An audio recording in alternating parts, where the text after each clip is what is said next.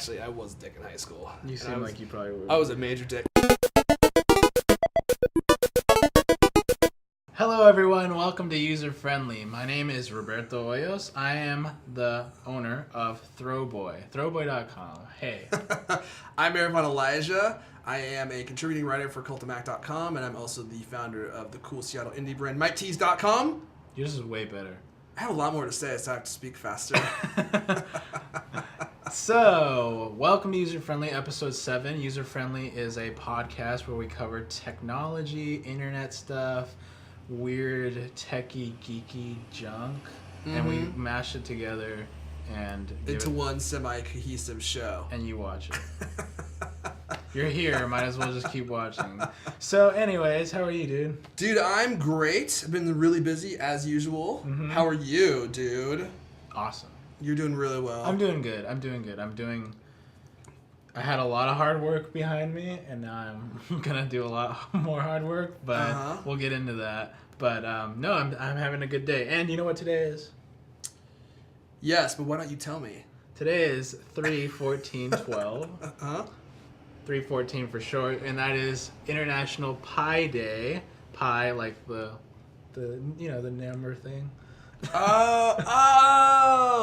It's the number pi? Yeah. Dude, I thought it was like the actual Pi Day. I was like, dude, how that's did what you even figure out? People turn that into that. Gotcha. Because it's 3/14, which is the first part of pi, the first digits of pi. Gotcha. Okay. So it's a nerdy day, so I was like, hey, let's do it. Let's do Pi Day. So you brought over some actual pie. So I got some pie, and we're gonna have some pie. You want some pie? And cherry is actually my favorite. Good, because I really felt like a coffee and a cherry pie is like... We got the coffee. It's a good way to start the day, even though it's like 3. So, anyway, while you... Bust open that pie. Pass me a plate. Yeah, for sure. Come on. So, anywho... Knife. You been good, Erfon? Can't complain. Well... So, here's a fork for you, buddy. Thank you. Well, we're going to talk about a few things today, and I'm actually really excited about today's show because I've been wanting to show off a new product that you've been working on it for quite a long time. Quite a while. That I've seen quite a few times, especially lately, and I was like, dude, I'm excited for you to release this. Yeah, and yeah, so finally I get to actually show it on a video, which is awesome. High def, no doubt. Dude, high def all the way. So...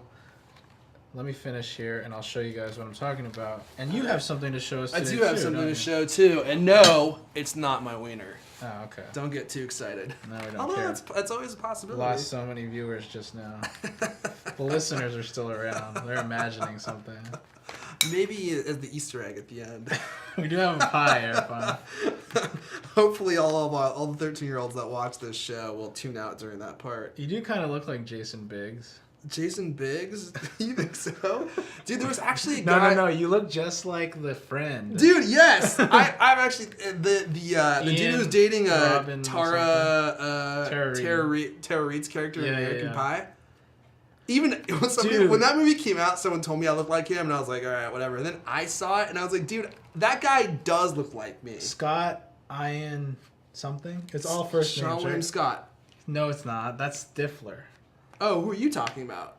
You're not talking about Stifler, right? Well, I thought you were about to talk about Stifler. No. The guy that played like the Tara Reid's boyfriend. Oh, you're trying to say his name. Yeah, what's his name? Oh, I have no idea what his name is. I feel like he's never been in a movie ever again. No, okay. Thank you. You know what's really weird is that Erfon had like some old press shots done of him as a little kid. Maybe you can bring those up. And he looks exactly like the kid who was in Rookie of the Year. And that's the same guy that we're talking about. But can you pass me a plate? Oh, yeah. Oh, dude, I took the wrong plate. Dude, that pie? Good? Pretty good. Cool. Well, happy Pi Day, everyone. I hope that if you're belated, just go get yourself a piece somewhere. All right, I'm bringing up this photo of me. Hopefully I can find it. I thought it was on But here. Beforehand, go after you get that, bring up a tab of bring up a tab of Rookie of the Year. Okay, Rookie. I've never seen this movie. Okay, it's this kid movie where he plays this. Oh, dude, you think I look like this guy? I don't think so. That's the same person we're talking really? about. Yeah. Dude, he looks way different here than he does in that new movie. He's like a 12-year-old. I almost doubt this is the same person. We'll show the audience because okay. Well, let me bring up a big picture. They're growing bored. Dude, they will listen to everything we have to say and be entertained. All right, let's see here. Pretty good. So, what about this one? No, you need the smile one. The smile one? Yeah. All right, this one's pretty good. You're missing the same teeth. Dude, I'm not missing any teeth in my photo. So here's this kid. There we go. Okay. And when I was in, I think, elementary school. You wanted to be famous. I wanted to be rich and famous, as I still do today. And I took these modeling classes. And this is my headshot. It's kind of bright. It's hard to see. I like the chin thing. Dude, yeah. That was a full-on E-Man move. I still do that move today. When I see the ladies, I'm just wait, what was your stage name? Back then?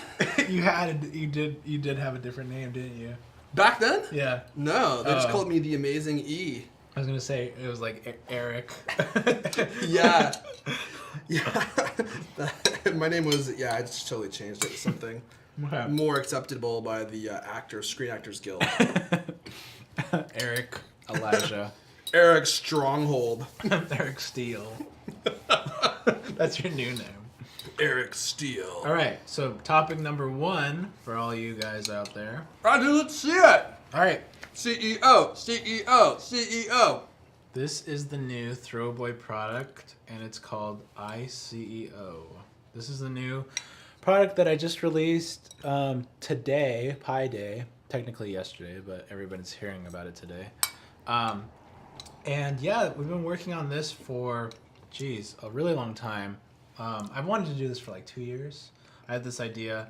Felt like it had sort of the same kind of vein as what I do with some of the pillows on the website. Which I think was true, yeah. And felt like it spoke to like a lot of the same audience. At some point, someone did one and something similar, and I was really bummed. But then I was like, you know what? I want to do something really detailed, really nice, really high quality, something that you would put on your desk, something that would. It's not just like for your kids to screw around with. Like it's a cool, you know. So he has real plastic glasses.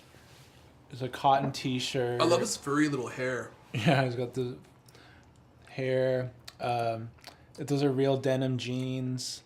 There's a little patch on the back that says Throwboy.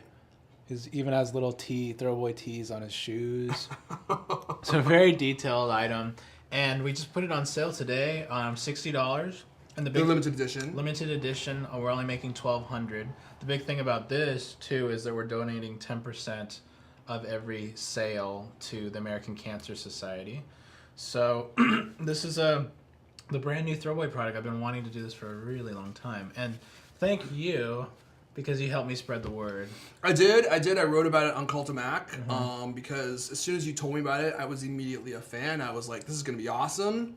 And I got to see, this is a pre-production model, obviously, but it's super detailed, and I could tell a lot of work went into it. And I was like, dude, everyone who loves Apple needs to hear about this. Yeah, it's a perfect platform. Oh, dude, yeah, especially for Cult of Mac. So we kind of talked beforehand, and I kind of got the exclusive scoop so we could break the story. But yeah, man, I love it. I mean, it's super detailed, and just when you're holding it and you're looking at it, like you can tell that it's made in a really high quality way. Mm-hmm. And dude, how awesome is it to have this sitting on your desk? Right.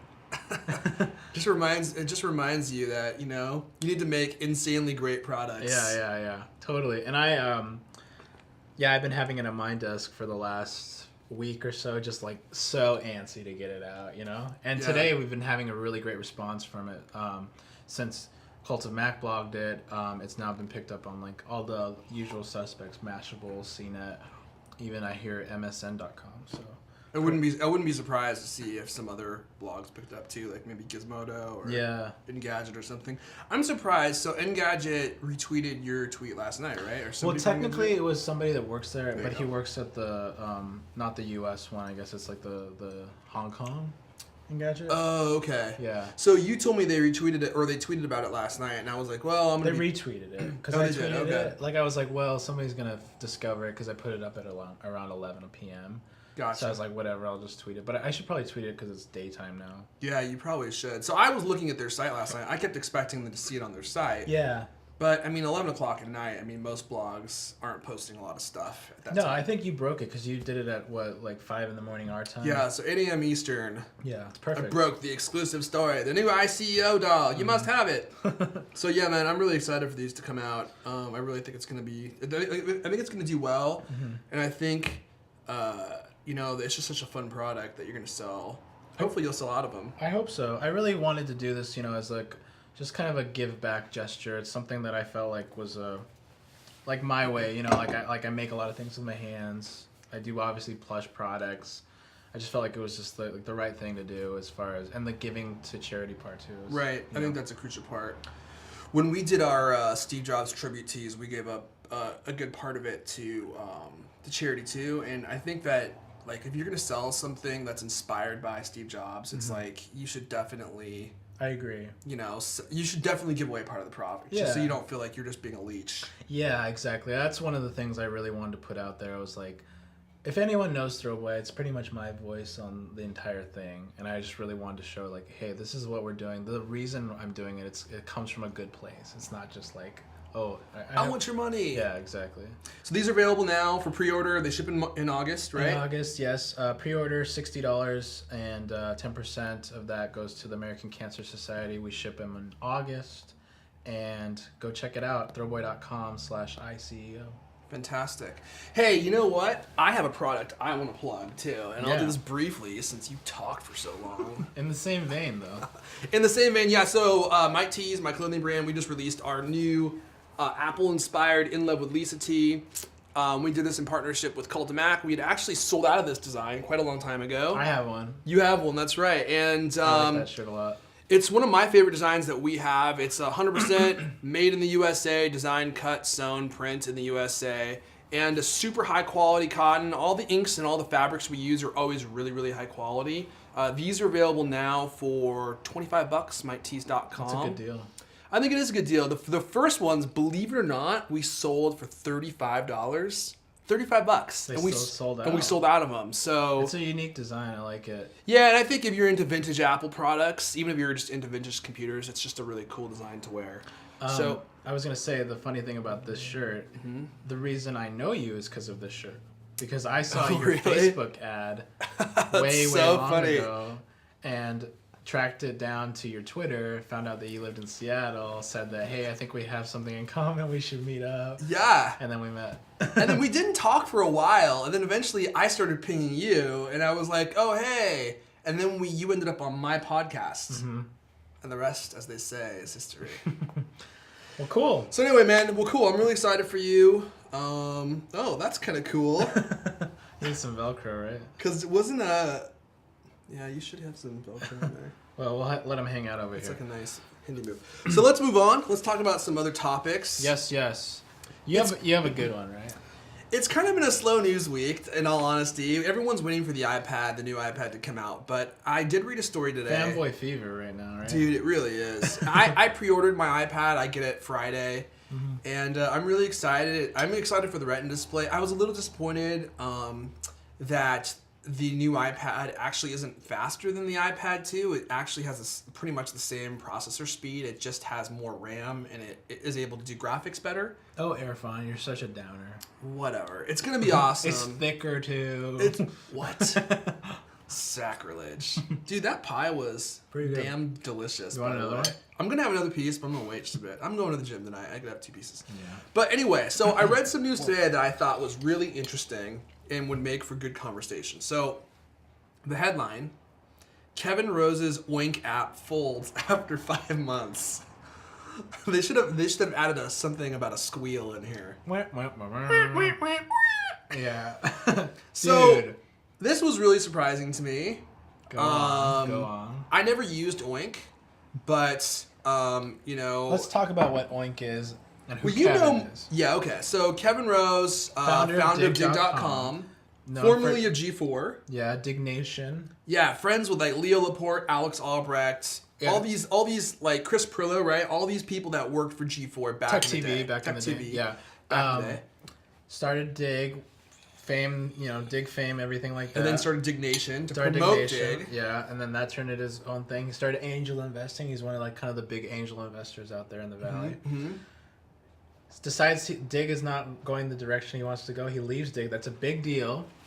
Then he starts Milk, which is not really a specific company. It's just like, hey, we're gonna start. It's a kind of company. like a design, like a software design company. We're gonna start. Right? We're gonna form a company name, and then we're gonna put out products. And they have the luxury of that because he's Kevin Rose, and they don't have to have any idea of what they're gonna do to give him money. And everyone was already following it. And they're he's gonna get funding, whatever, right? Puts out an app, an iPhone app.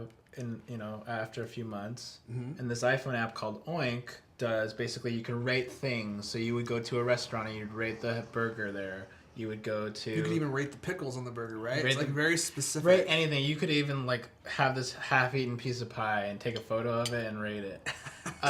That's how specific. It doesn't really matter if it's a place. It can be I've seen people use it for taking pictures of stuff on their desk, which really doesn't give you any good data. It's supposed to be. In theory, they wanted it to be well, you're walking around and you're where's a good place to get a coffee around here? Oh, this tells me that this is a good place out of these places that I'm in. So rather than this coffee shop is good, it's this coffee is good, and you could rate coffee by all the different coffee shops. Yeah, it's sort of things inside a place. Gotcha. And I don't know, man. I downloaded it, and there was a big deal about the original download because it had, it was you had to get an invite. But you could still download the app, so people would download the app, and then they would have this wall, and they couldn't get in. And if you download the app, you could view the Oinks, right? But you couldn't create... You could view the user interface, but you couldn't really see that much else. So it was a really weird wall, and then I basically I deleted the app. And I guess that happened a lot. A lot of people did that, and they got a lot of 1 stars because people were well, we can't use it, so they took off that, and they started going from there. But so that's the background of what Oink is. So what's going on now?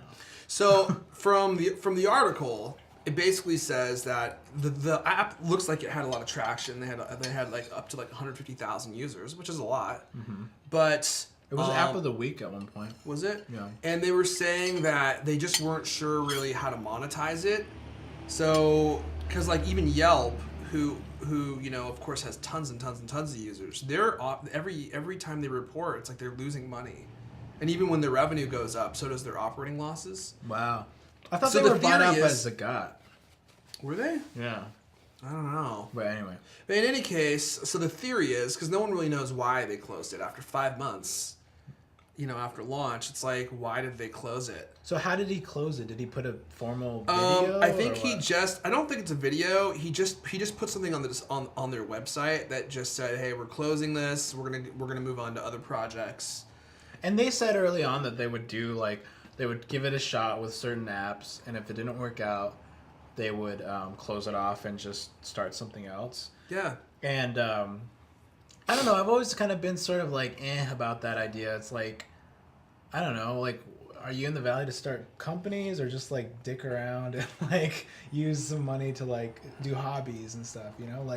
I don't know. That just seems to me like a rich guy hobby Tactic. Yeah. Well, that's what some of the comments said too, and people have been commenting on these different websites that are posting about it. But I think it's interesting. Somebody once said about Kevin Rose, I think it was an investor, but I don't think he said his name, that speaking about Kevin Rose to somebody else, he said that kid's got a rabbit foot up his ass.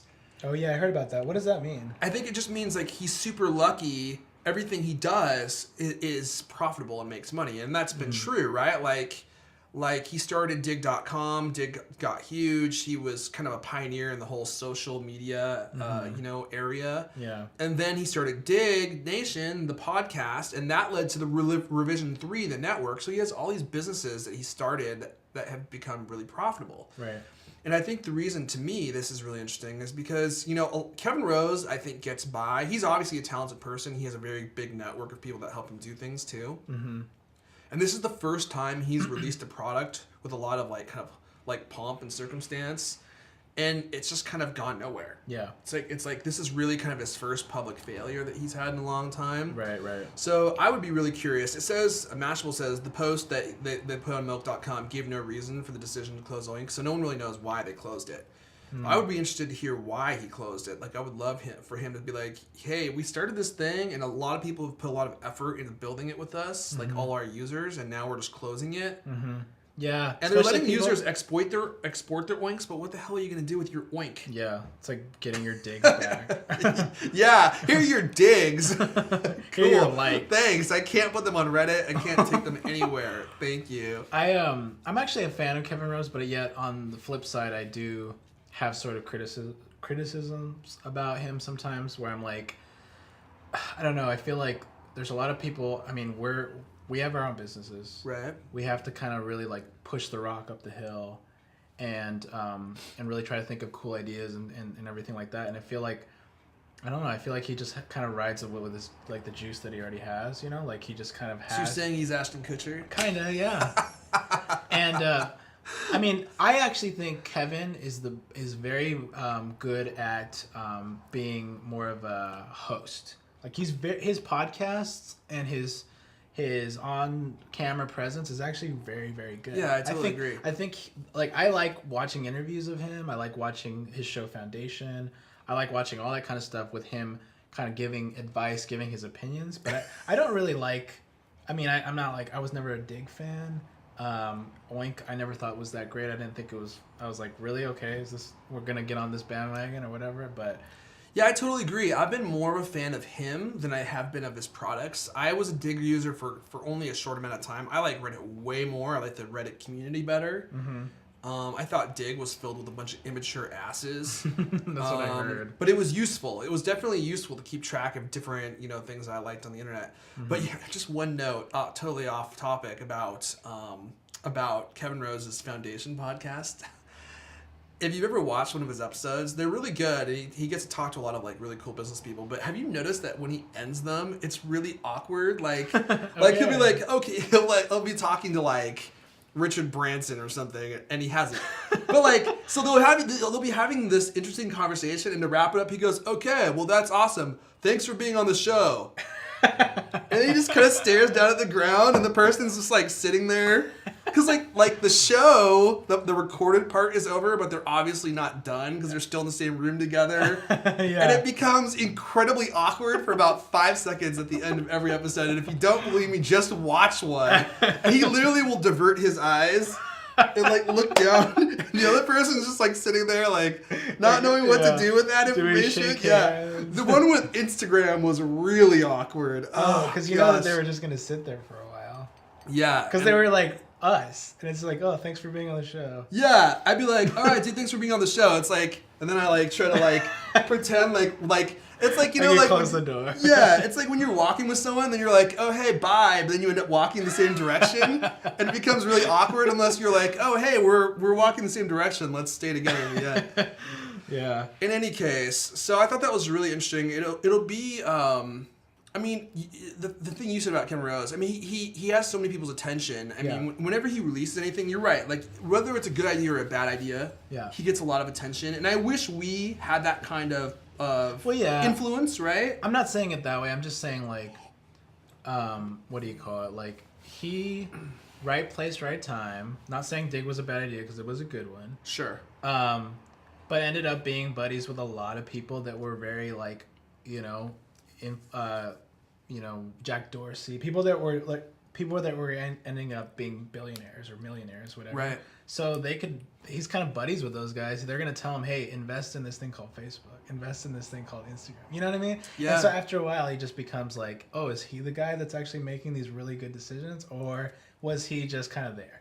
Yeah, and I honestly think like Kevin Rose, the fact that he's so likable, I think works hugely in his favor, because he obviously, like, even watching him on Dignation, it's like that. The reason that show worked is because he was interesting to watch. Like, he seemed like a guy you'd want to hang out with. He does do, like, if I watch Dignation, like, I've seen every single episode. Yeah. Multiple times, right? And when he says every single episode, he means that. You went back and watched all of them. Yeah, and he would do. I mean, he's kind of flip-floppy. Like, one day he's super into, like, his Zen flute, and then he's not. His Zen, and dude, one day he's super into... It was so ridiculous. To, like, juicing, and then all of a sudden, no, he didn't want to do that anymore. Yeah. So milk is, like, the mask of a company. It's like, oh, let's do a company, but we're not really gonna say what we're doing. And That's actually a good point. It's kind of like an extension of his personality, right? Because he just throws things at the wall and sees what sticks. And that's one way of building a business, Hey, you know? If you have the funds to do it, go for it, you know what I mean? Totally. So, in any case. Interesting stuff. No more Oink.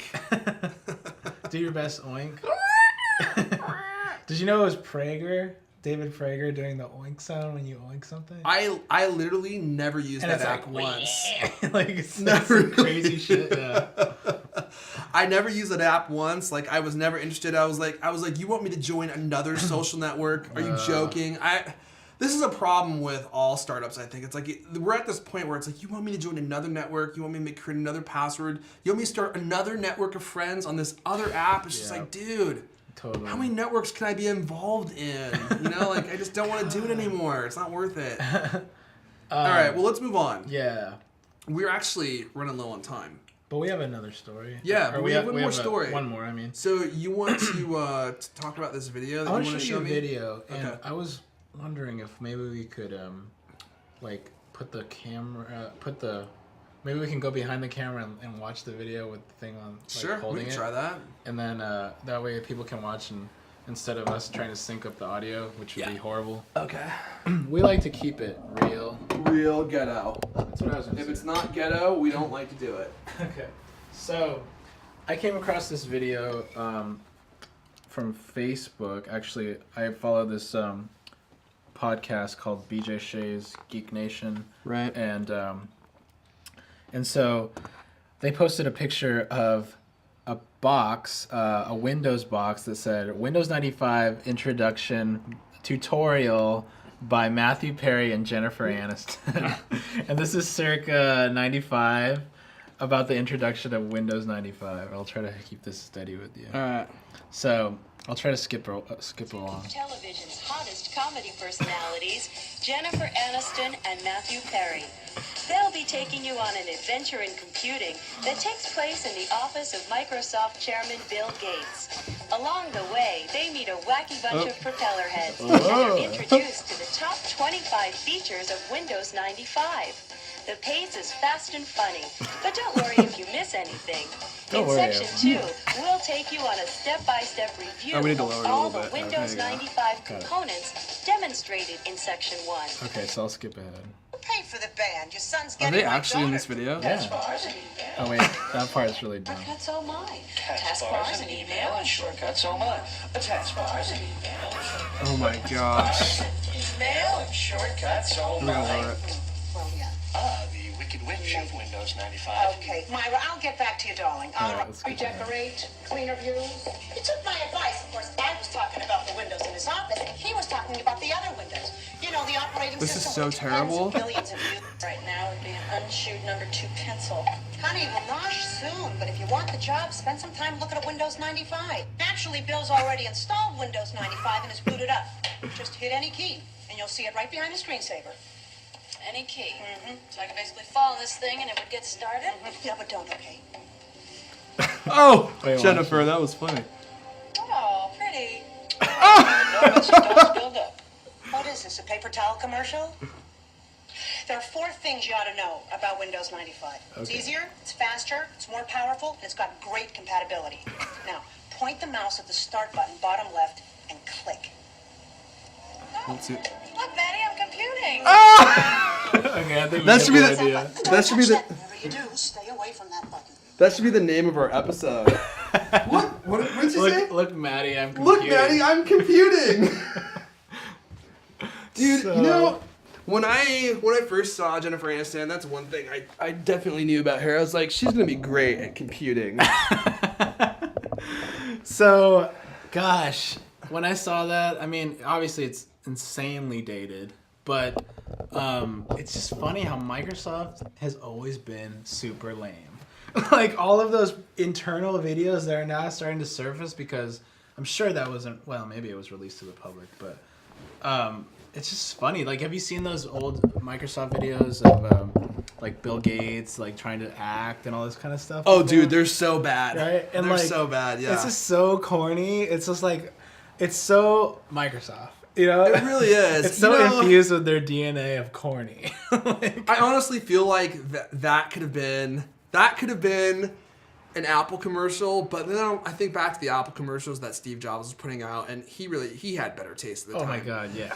But dude, that's still Microsoft today. I mean, when I was at CES and Ballmer came out, the Balm Dog as I like to call him, I was expecting him to be like, I'm going to be joined by Bill Gates because it was Microsoft's last CES appearance, at least for who knows how long, probably forever. Sure.